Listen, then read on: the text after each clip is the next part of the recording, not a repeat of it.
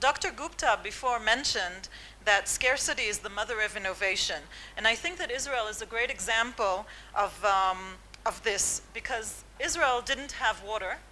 And today, we have found and innovated different technologies to use water efficiently and different water management systems and so on. And fantastic statistics is that in the 1960s, when Israel had 4 million people, we used a certain amount of surface and groundwater. Today, 2013, we're about 8 million people, and we use the same amount of surface and groundwater. What is different is that we use an abundance of alternative water.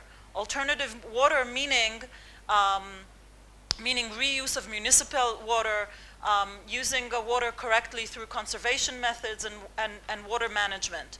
And so this is a great example of how necessity brought innovation. And I think that here in this panel, we're going to discuss a lot of this, because all of these great innovations come from necessity and come from scarcity. In this panel, we're going to target the large cities. As you might know, out of the 15 largest megacities in the world today, 10 are Asian.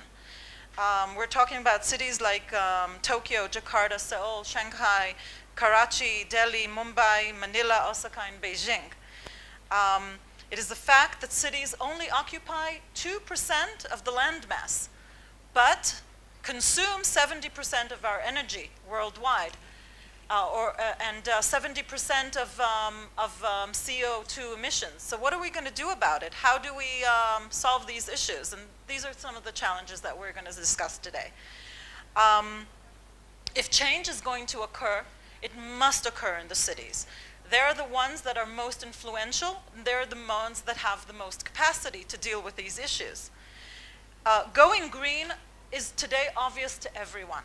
I don't think that it's the discussion of do we need to go green or not. But the thing is what we're going to do about it. And what we'd like, as we speak here, I encourage the audience to think about how you're going to be innovative in the green issue. What are you going to do tomorrow to be green in your city, in your area, in your home? Because as we spoke in the panel just before, it's not so much top down anymore, but it is bottom up. It's each individual has to do something about the bigger issue and the big problem. So I do encourage you to get some inspiration from here and think what you're going to do yourself. So, our panelists have been introduced, and what I'd like to ask is that Janet Pao ease us into the issue of what are the great challenges of Asian cities today. Great. Thank you, Ornit. I think you've given a picture of how important cities are, and as you say, many of the largest mega cities in the world will be in Asia, and looking forward, there's an estimate that says by 2030, more than half of the world's urban populations will be living in Asian cities. So you can understand a little bit about the scale and the importance of the city. Wealth of countries are actually generated in cities, and cities are culturally important. They're economically, politically, socially, technologically important, and I think we'll only see this trend growing in Asia. There are some interesting statistics that I thought would help get us started with this discussion. First, I want to talk about the cars. Last year, the total number of cars sold in the US was 14.5 million. And in China, it's almost 20 million. And by 2020, China's plan is to sell 40 million cars. So already with the number sold so far, China already has the most polluted cities in the world by far. We have Shanghai, a 20 million population city, and Beijing also, if you kind of count the broader metropolis area. Compared to the US, in the US, only 10 cities have a population of more than 1 million. In China today, there are already more than 170 cities with more than 1 million people, and 10 cities with more than 4 million people, or actually some people would say it's like more than 50 cities with more than 4 million people, depending on how you define city or metropolis. So, it's unimaginable. By 2030, it will be, I don't know, more than it's hundreds of cities with just in China alone, with millions of population, and Pearl River Delta. That's the manufacturing center of China, including Guangdong and some other provinces. China is actually planning to create the world's biggest megacity by merging 9 cities to create a metropolis with a population of 42 million people. And that's twice the size of Wales. Can you imagine? And Greater Tokyo already has 36 million people. And if you asked one of the delegates from Vietnam, they will tell you that Ho Chi Minh City is small. It has 9 million people, small city. So now with this growth come very tremendous challenges. And you've probably already heard World Bank statistics stating that 8 out of the 10 most polluted cities in the world are located in Asia, specifically in China, India, and Indonesia. If you look at some of the specific problems, I've seen an estimate saying that 70 to 80% of sewage is expected to be untreated in Indian cities. And right now, less than 40% of municipal wastewater is treated in China. So that's how bad, the statistics showing you how bad one of the problems is. Density is also a big issue. According to the US government, China alone will account for more than 50% of the new floor space that will be built in the world through 2020. Now, density of buildings in the city is a big issue, and it actually can be a big problem, or it can be a big opportunity. In cities like Beijing, they're still using the notion of zoning, which was developed during the industrialization period. It's totally obsolete, and that idea alone is creating a lot of problems. In China, 15 to 20 million people are moving into cities every year. So you can see how the density of cities must go up. And just think about the problems it creates. You can imagine, from transportation to medical provision to schools, so on and so forth. Just think about a fire. Fire is a big problem. It can actually kill hundreds and thousands of people in a densely populated district. So how do we see this megacity trend going? We've heard from a lot of economic planners all around Asia. I personally have heard that they see that Asia's economic growth is very much dependent on continuously building and realizing these cities and so-called urbanization. But the big problem is how do you make these cities actually livable? You don't just want cities that are tolerable to live in. You actually want them to be livable, even beautiful. And how do you meet these insurmountable challenges of pollution and building density and cars and so forth? So I just want to leave it at that, and I think a lot of the panelists have much to say about each of these areas. So I'll allow them to continue.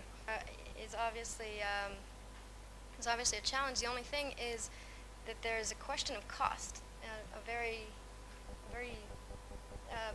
prominent question, and it's important to be able to provide solutions, the types of solutions that we'll go into a little bit further in the continuation of the panel, that can reach a cost that's expected in Asia. So if you are developing, 20, 30 cities a year, there are tremendous numbers.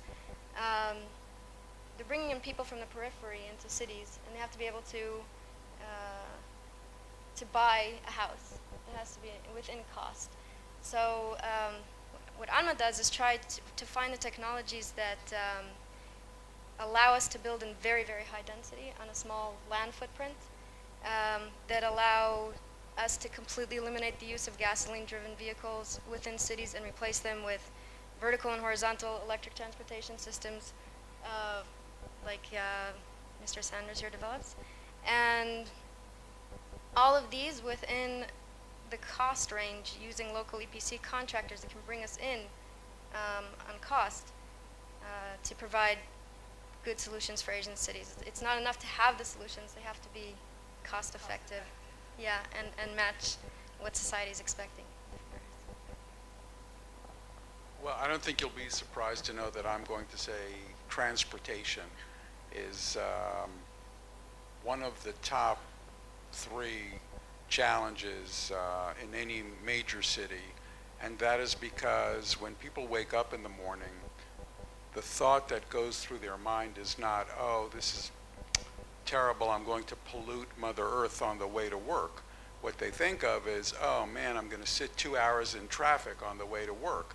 And if we can find a way to incentivize people to get out of their car, or perhaps to not even want to own a car, we will clear up transportation routes. We will therefore reduce pollution, go a great step towards lowering greenhouse gas emissions in the city, and we will add to the quality of life in the city.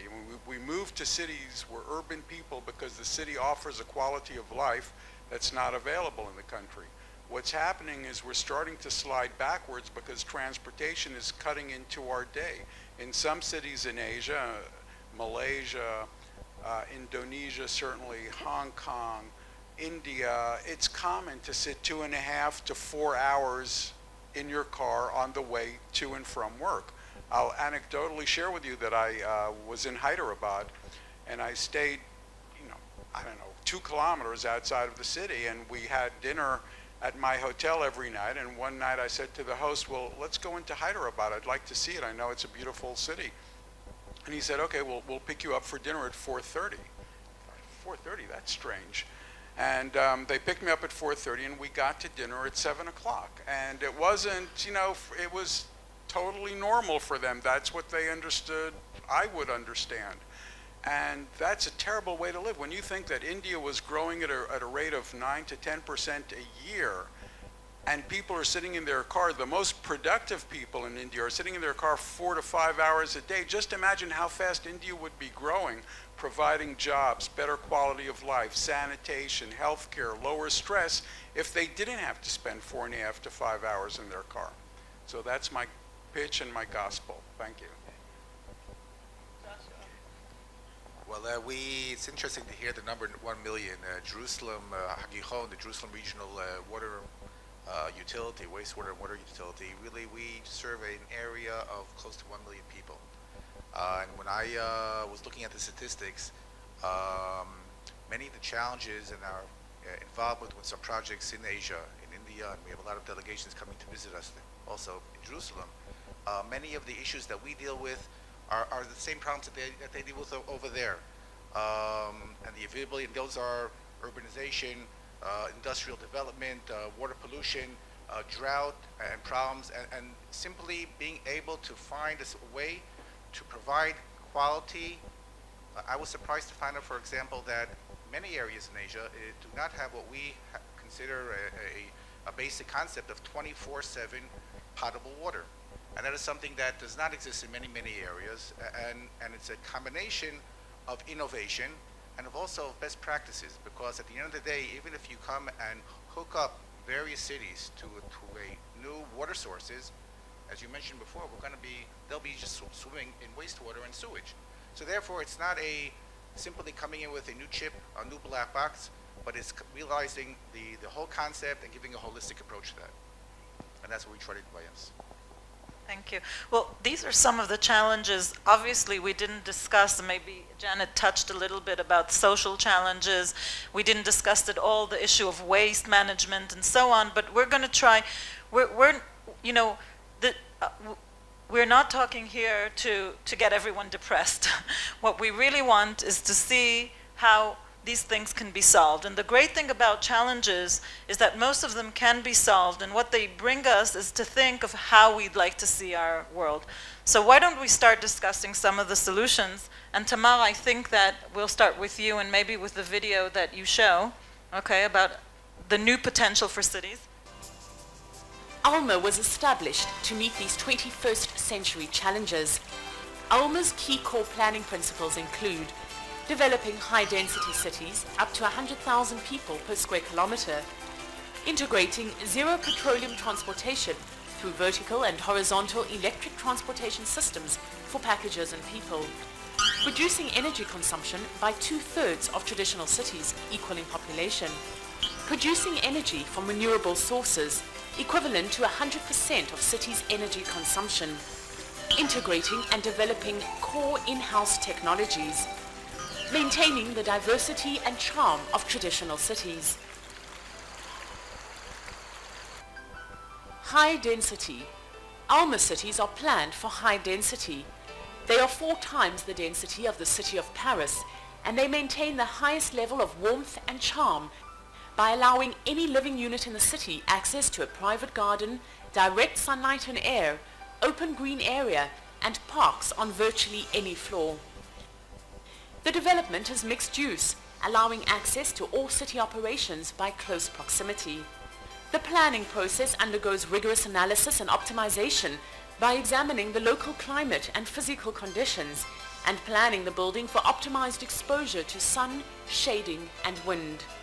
Over time, the cross-section is extended along optimized routes, which ensure that any place inside the city can be reached within 10 minutes, either on foot or by using the inner city transit systems. Gasoline vehicles are replaced with vertical and horizontal electric transportation systems, such as the maglev, for example, and other personal rapid transit systems. Alma, better planning for a better future.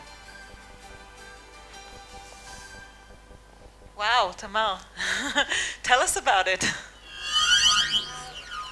I think when we talked about the challenges, you touched on some key points. The density is a major problem.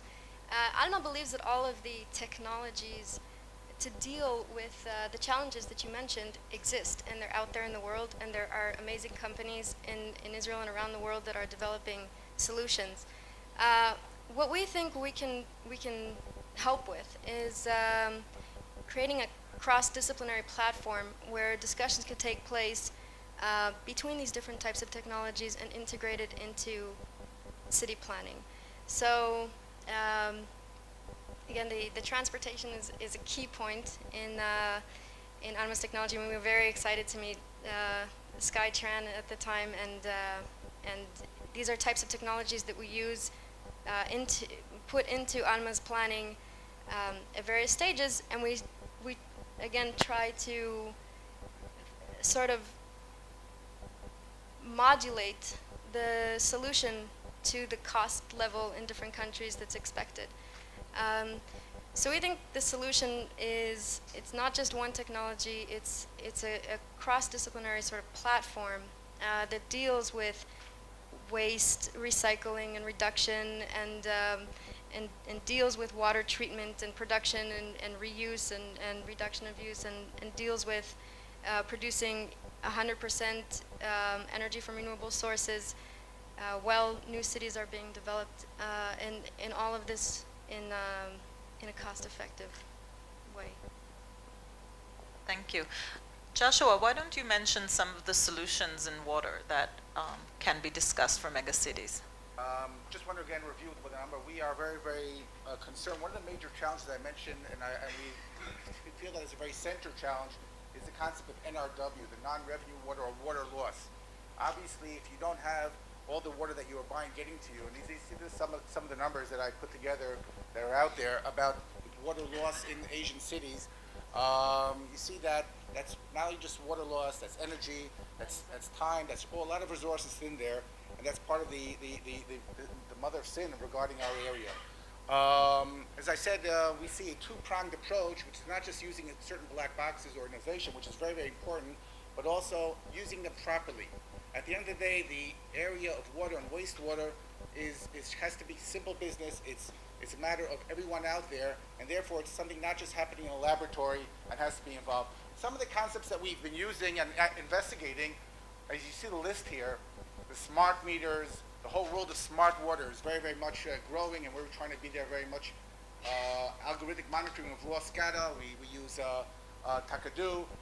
The area of dynamic pressure reducers, acoustic leak detectors. We are now in a major program of putting in a fixed system of acoustic leak detectors throughout our system of close to 1,000 kilometers of pipe in order to identify leaks when they can be, in order to fix them, in order to further diminish our NRW.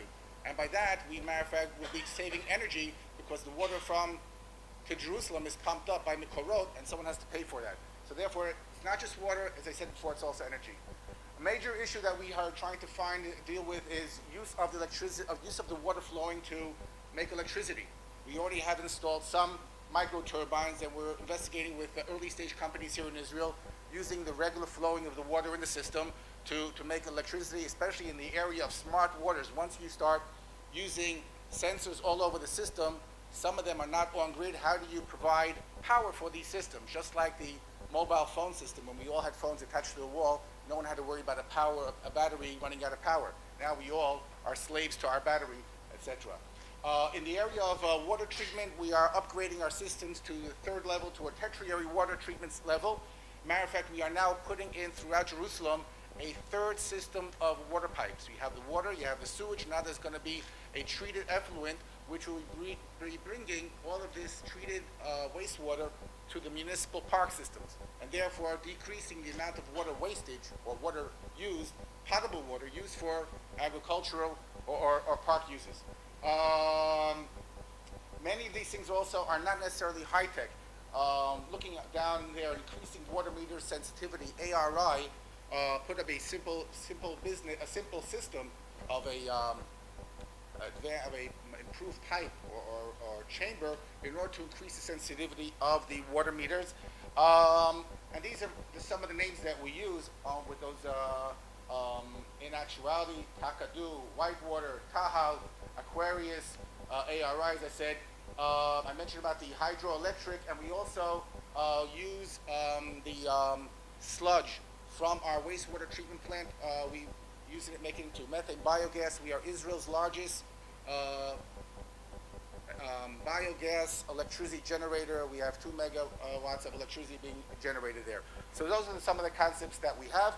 But then, at the same line, I also have to say that you need the best practice. It's not just the black box, it's not just technology, but you need the people to do it and how to do it. You have to educate also the consumers. If a consumers, population, until recently were not hooked up to a water system, they might have been happy. And now you're saying we're going to hook you up to a water system, but that also means additional things. We have to educate them, and you need to educate your employees, and think multidisciplinary in order to make sure that the concepts that you bring in, the systems that you bring in, give a real efficient and a relevant solution. So much for that's that. Thank you. Next question. Now, I really liked the issue, both of you mentioned an issue of cost. Best practices is actually a very issue of a good example of how it doesn't have to be so costly. Can you elaborate a little bit about that before? Because everyone thinks, oh, it's going to cost so much. Yes. I'll bring SkyTran, for example, but here we have a solution where you can provide, in order to completely eliminate gasoline-driven vehicles in cities and replace them with vertical and horizontal electric transportation systems, when people hear that, it sounds like it's going to be an extremely expensive feature of the city. And here we found a solution where it cost almost the same amount as paving a sidewalk, pretty much, where we can move around people and packages from any place in the city to pretty much any place, especially with high density. That doesn't end up costing more than, very much more than paving a sidewalk. So there are also, if you do, developing a renewable energy plant while developing a city sounds like a very significant expense. But there are methods of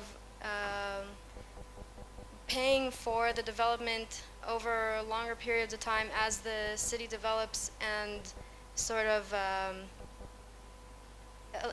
causing the housing unit owners to own purchase, when they purchase the apartment, a share in the energy company, in the renewable energy company. Therefore, over years, making the housing unit a profit-making asset. So if you change around the economic structure, it also reduces the cost to the initial developer, and it doesn't seem like such a tremendous cost anymore. So there's ways both in technology and in policy and in cost structures to reduce the cost. And it really, again, it has to be a cross-disciplinary discussion where you're speaking with the economists, and you're speaking with the policymakers, you're speaking with the technology providers, you're speaking with the planners to come up with a solution that's cost-effective. So that's a few examples. Janet, can you share with us some of the solutions that came up in Asia of how to get best practices or other solutions that can solve some of Asia's problems? Sure. I mean, we at the Asia Business Council, I mean, we look a lot at corporate solutions, right? We can wait for governments, and governments play a very important role with regulation and, having the political will to plan a city. But for us, we look at how businesses can, look for opportunities in the areas where, governments have not necessarily made headway. One of the areas that some of the global companies like Cisco, IBM have jumped into is actually in Singapore. Singapore government is probably much more open to immediately implementing some of these business solutions. But one of the panelists mentioned how bad traffic is, right? So of course, I think public transportation would actually solve a big share of that issue. The other thing is to manage the traffic. So it's technology, it's using ERP systems to manage the cars, how cars pass through the different tunnels or bottlenecks in the city. They have an electronic pricing system where it's more expensive to go into the city or go through certain bottlenecks through the peak hours. And the technology can be very sophisticated in terms of collecting data about what these peak hours are and then managing the pricing that way. And companies have also gone in and into Vietnam and Singapore to help the drivers themselves get data about how the road usage looks like, how the traffic looks like, and how they can divert. They can use different routes than the normal routes, to go in and out of the city. So in a way, it kind of goes both ways. It kind of manages from the macro level, manages traffic from the macro level, but also from the user level, offers consumers choices to manage their day so that they can alleviate these traffic bottlenecks. So that's one of the examples I can think of. And green buildings, I mean, it's big, it's huge, and especially in Hong Kong, where the population is very dense, and we're all actually 70% of Hong Kong is green. People don't know that, but all of our buildings are concentrated on both sides of the harbor, and there are a lot of companies in Hong Kong, property developers, who are very proactively building. We actually have a zero carbon building in Hong Kong. It's kind of a demonstration building that was just launched in the middle of last year. And a lot of the buildings are gaining the LEED certification, gold and platinum as well. Just really businesses trying to build in a way that makes business sense, actually. It's not just for the common good. I mean, I think we talk a lot about, greening for the common good, making sure that cities are livable, but from the business perspective, it also has to make business sense. So for green buildings, it's actually, a lot of people say it's very expensive to build, and it is. It is more expensive to build than traditional buildings. But then the business case for it is, you get better rent. Tenants value that more and more. Global companies coming to Hong Kong and to China. In fact, in a lot of Chinese contracts, they have to write in, the green features of the building. Building contracts. the government actually, certain governments actually, local governments actually require that. And also the cost savings over the longer term is significant. So for businesses, it really makes sense to build green buildings. One point, because in our world, the world of municipal water, we're talking about a basic commodity, which is different than many other industries. At the end of the day, we have to provide a cup of water, a liter of water, at an affordable rate to the whole population, the people who will be willing to pay more, and to the people who are only don't want to pay anything. And therefore, there are substantial constraints, especially in the world of regulated water utilities, where we have to justify any additional costs that we try to pass on or that is included in the water tariff. And therefore, the whole concept of financial constraints is a major, major factor affecting us. And therefore, any new concept or any old concept or any concept at all that is brought to the table for us to consider has to fit within those serious constraints. Because at the end of the day, anytime we see it very much here in Israel now, especially where the water utilities were set up in order to provide a more efficient system, in order to provide the pouring back of the money into the infrastructure for years, which had not been done, people at the end of the day see, me, you, and I, we all see the bill higher, and we're saying, why? And that is a major problem, a major issue that has to be related, and therefore, financial constraints, one of the things that when we talk to colleagues in Asia, unlike maybe other areas of the world, there we bring to them and we show them the solutions that we implement, which are much more cost relevant than other areas of the world, which can go for the high-end solution. A good mid-end, low-end solution is a very, very important area for this part of the sector, for this industry. Jerry, you probably have one of the most innovative mass transit systems today. Tell us about it. Thank you. Are we going to show that? Yes, we short are. Little video? Yes, let's do it.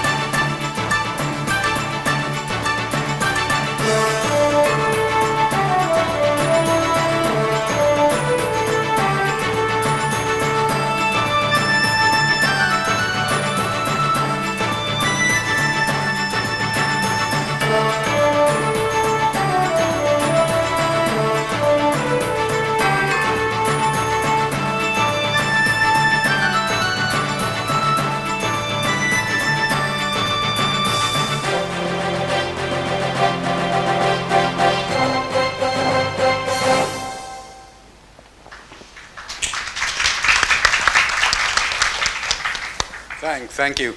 I'm prepared to give each and every one of you something concrete and tangible that you can take back home with you and change your lives and the lives of the people living in your city. And that is my business card. Because SkyTran is available, it's here, it's now, and it's the most immediate solution, the most immediate possibility to increase and enhance the livability of your city and increase the mobility in your city, lower stress, and get you from your Hyderabad hotel to downtown Hyderabad in a matter of minutes.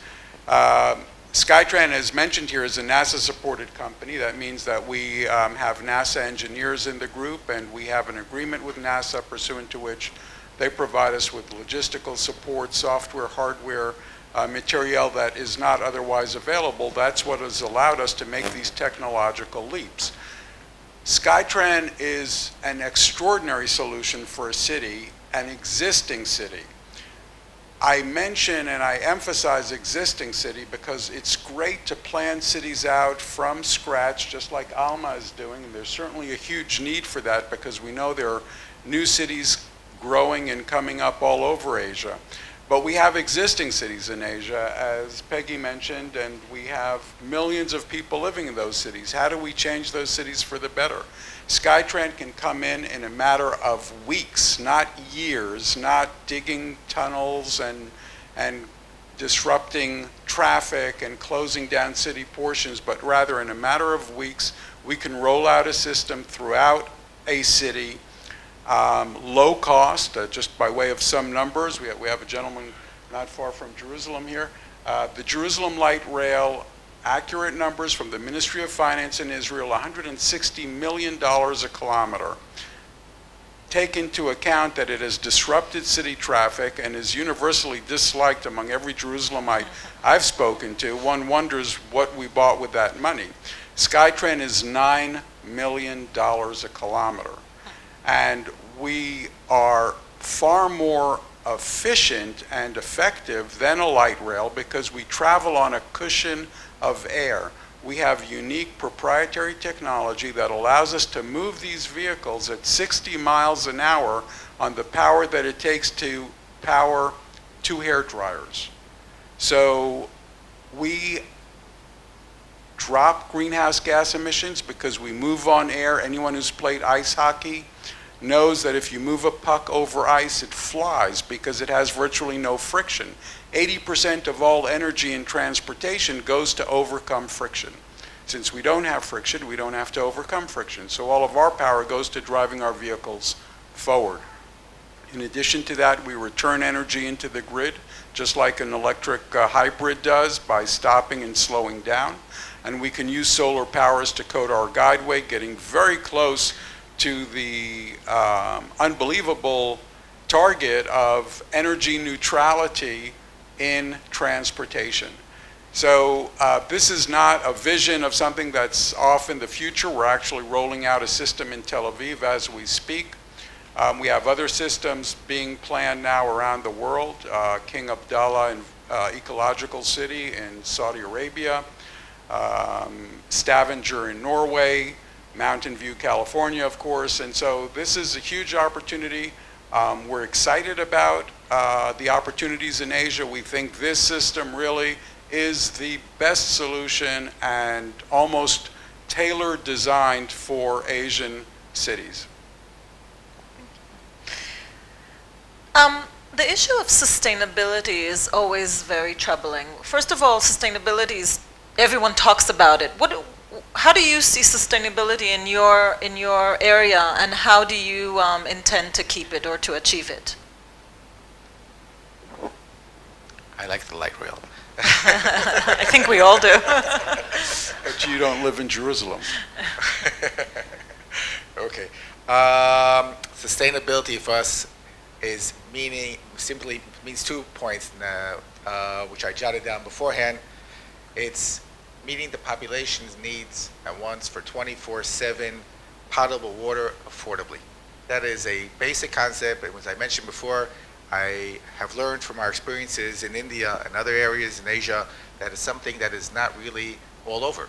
And that is something where you have to make sure that that continues, not just bring in a new reservoir, but how that system continues over a course of time. And secondly, is minimizing the effects of weather, climate, drought, malicious behavior, terrorism, or whatever on a system in order to make sure that you have enough redundability, you have enough sustainability, in order to make sure even if there is a drought or there's bad weather, good weather, whatever it is, that water and that wastewater keeps on going through the system and the people get their basic need of water at all time.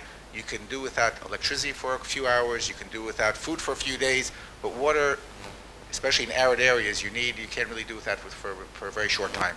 And therefore, that has to be done by combining innovation together with the best practice to do that. Those are the 2 points which we use. On sustainability and transportation, I'd like to say something that might be heretical and controversial. I do not like the systems designed by IBM and others that increase the cost of the public transportation lanes based on the time of day and based on how heavy traffic is, because I think it is only fair to allocate resources, public resources, based on price when you give the poorer parts of the population a reasonable alternative. Today, most of the population does not have a reasonable alternative to using their car. So by saying to them, you're going to be stuck in traffic while the rich people can fly by paying 100 shekel for use of the fast lane is patently unfair. I don't think it's sustainable. I think you're going to see, just like we saw over cottage cheese, an uprising or demonstrations last year. This is inevitable. If we don't provide people with reasonable transportation solutions, they will simply not tolerate, they being the large masses, will not tolerate taking public goods and giving it to the rich. I think on sustainability, there's a commonly used phrase that's used to define sustainability, which is meeting today's needs while allowing future generations to meet their own needs. And the chief architect of Alma, Asaf Shalit, would probably say that that's the basis to sustainability, but not the goal. So everything should be planned at any capacity with thinking of the needs of future generations. I think Arnold Goldman, the chairman of the company, who's also chairman emeritus of Bright Source Energies, would say that sustainability is adaptability, that humanity has an extraordinary capability to adapt to changes. And in order to allow cities to become adaptable to changes, there needs to be, like I said before, a cross-disciplinary discussion that allows them to be that way. So Arnold Goldman will say that he's literally been to hundreds, if not thousands, of renewable energy conferences, and not once has he seen a discussion on city planning in these conferences.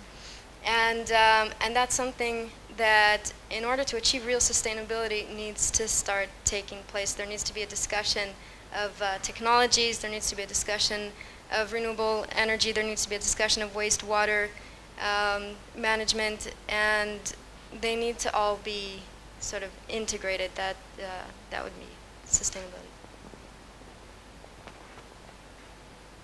I mean, I think sustainability has really become a buzzword, and some people already think it's kind of cliched. I mean, you hear people in different circles talk about sustainability and means different things to them. But I think one thing that's very important is that, you know, there's no silver bullet, I think, to the energy and environmental problems that we're facing and, you know, that cities are facing in the future.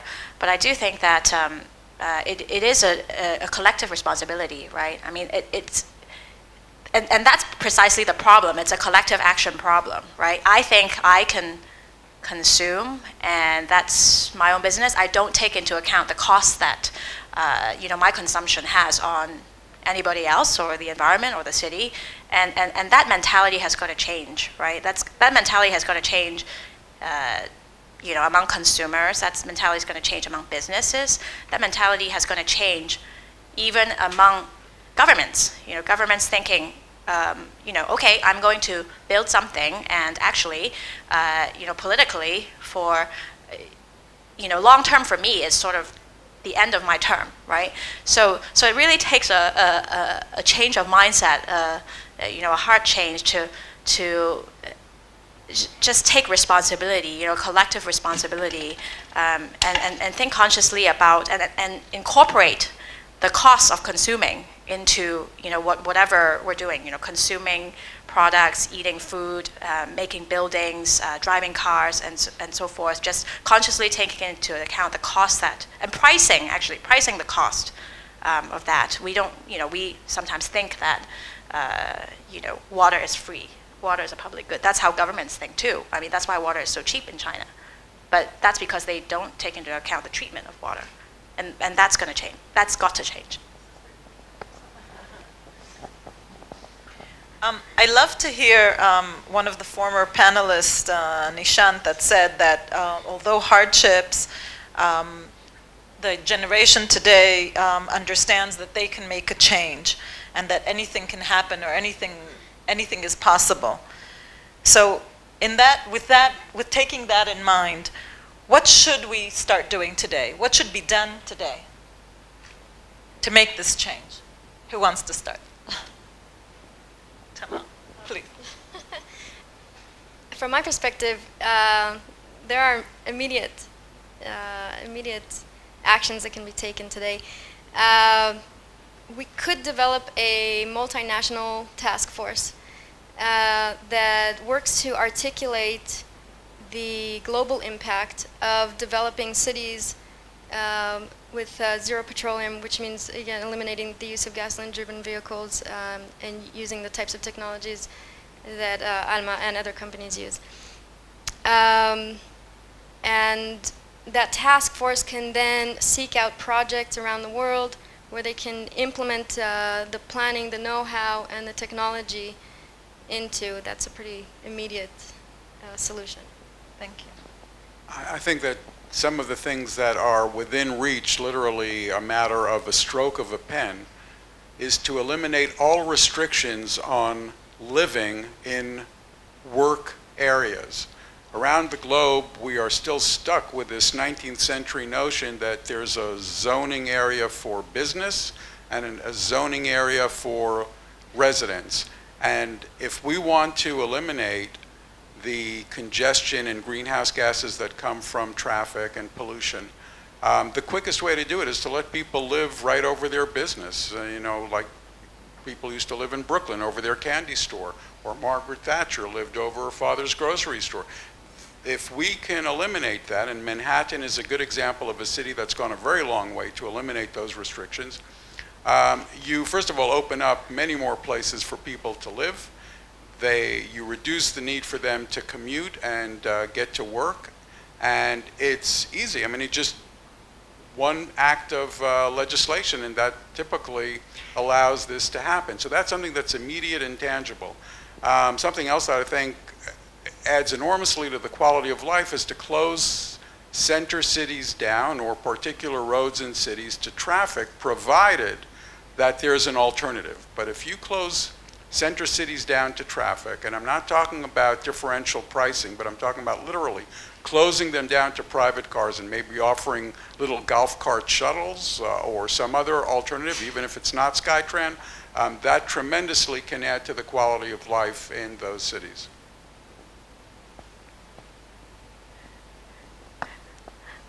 I think governments and businesses are certainly part of the solution. We know that from what we've observed everywhere, it's difficult. I mean, passing legislation, that takes time, and political will. Getting businesses to invest. I mean, the reality is that it really needs to make business sense to people, and the convincing part is hard, and that's why you're asking us what the immediate solution is. So I actually think in Asia, just something a little bit out of the box is celebrities. Okay, Asians love their celebrities. You just need one famous singer or celebrity in Korea, in Japan, in China, in Hong Kong. Show people how to live. Right now, I don't think there are a lot of role models. Not very many role models for how to live sustainably and live in a green way. And celebrities have been known to kind of change the discussion, change the debate, change the climate. And of course, this is sort of a we can think of as not kind of fluffy way to do things, but it can be immediate and it actually can be quite far-reaching. Well, I'll cut this into two. First of all these very, very strategic concepts, I have to adapt myself, as Arnold would say. I think one of the major vectors or areas that we have to go forward on a global area is the concept of professional water companies. The concept that we used to have here in Israel, that is maybe in existence other places, where you have a water department inside a city, which there you have the malaises of bureaucracy, of public work, etc., to move to a corporate climate, a corporate culture of where there's a bottom line. You have to provide customers the service to make them happy.